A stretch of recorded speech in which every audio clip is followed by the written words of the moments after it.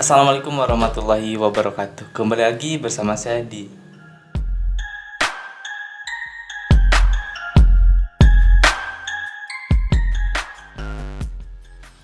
Oke guys, jadi kali ini saya akan berbicara mengenai business planning.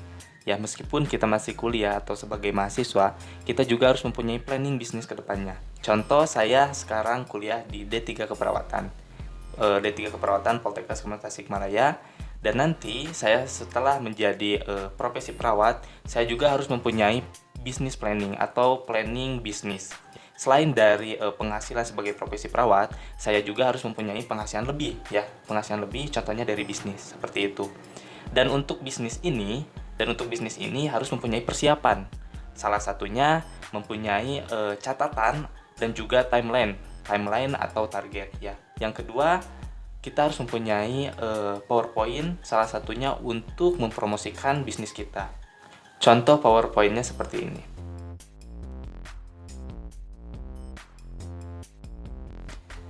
Yang paling penting adalah nama perusahaan.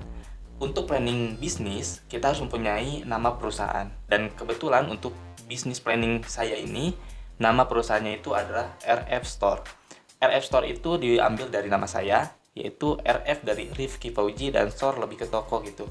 Sekarang di era digital ini saya akan memanfaatkan untuk jualan atau bisnis melalui online. Itu sebagian besar, hampir dari 80% saya akan lebih ke online dan sisanya bisa offline seperti itu. Yang kedua kita harus mempunyai target untuk lokasinya. Dan saya targetkan untuk lokasi bisnis ini saya akan sebarkan ke seluruh negara. Ya. Yang selanjutnya itu adalah komoditi. Dan komoditi ini juga tidak kalah penting dari lokasi dan lain sebagainya.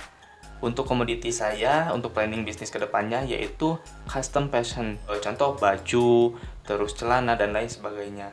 Dan saya tidak lupa juga sebagai tenaga kesehatan, saya juga akan menjual mengenai alat kesehatan dan lain sebagainya, seperti itu. Yang selanjutnya yaitu partner yang diajak. Untuk partner yang diajak, yang pertama pasti keluarga dulu ya. Pasti keluarga dulu. Dan yang kedua, saya akan mengajak teman dekat.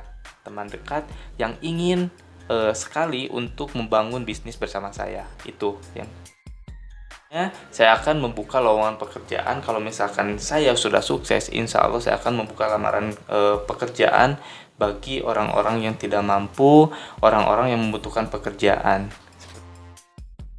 Itu konsumen. Konsumen saya menargetkan untuk semua orang, dari anak kecil sampai dewasa. Mengenai pasar yang dimasuki sesuai yang telah dibicarakan oleh saya tadi, semua orang yang dimasuki, semua instansi, contohnya dari sekolah, rumah tangga, rumah sakit dan lain sebagainya. Ya, itu untuk pasar yang dimasuki untuk bisnis planning kedepannya. Yang selanjutnya itu personil yang dipercaya.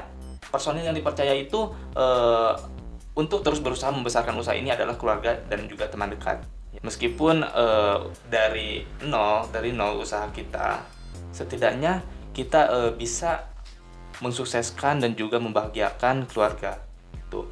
Dan yang selanjutnya personil yang dipercaya oleh saya yaitu teman dekat khususnya yang bisa membantu usaha saya dari nol. Jumlah modal yang akan saya berikan nanti untuk bisnis ini tidak banyak, sekitar 10 juta, insya Allah itu cukup. Dari mulai persiapan untuk pemasaran dan lain sebagainya, ya, seperti itu. Dan hal yang selanjutnya itu adalah peralatan yang harus ada untuk pemasaran. Ya, dalam proses promosi ini perlu alat seperti kamera dan editing, contohnya ada laptop dan lain sebagainya. Itu. Pada dasarnya seperti yang saya katakan tadi, 80% saya mengambil di bisnis ini sebagai bisnis online, seperti itu. Dan yang terakhir itu mengenai promosi. Untuk promosi saya targetkan ke media sosial, media cetak dan lain sebagainya. Contoh di aplikasi Instagram, di Facebook, di YouTube, di website, WhatsApp dan lain sebagainya. Seperti itu. Oh iya guys, saya juga udah memulai bisnis kecil-kecilan saya. Kalian boleh cek, yaitu KR Store di Instagram. Ya, nanti link Instagramnya saya simpan di deskripsi ya. Saya juga udah mempunyai planning atau rencana untuk berkolaborasi dengan teman dulu pas waktu SMA dia itu sudah membuat satu aplikasi dan di dalamnya itu ada jasa pengiriman, pemesanan, penjualan produk, makanan dan lain sebagainya.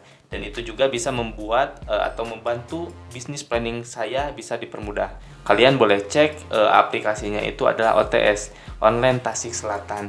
Linknya ada di deskripsi.